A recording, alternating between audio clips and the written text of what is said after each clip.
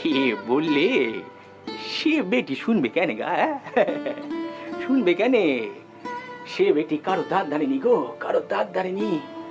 ওই নিজের নিয়মে চলে। হ্যাঁ,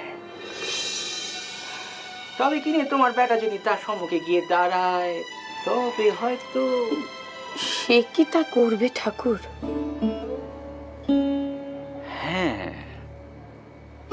সে মৃন্ময়ী রে চিন্ময়ী জ্ঞান করেনি বটে, তবে কি জানো, সে তার মায়েরে মাথায় করে রাখে।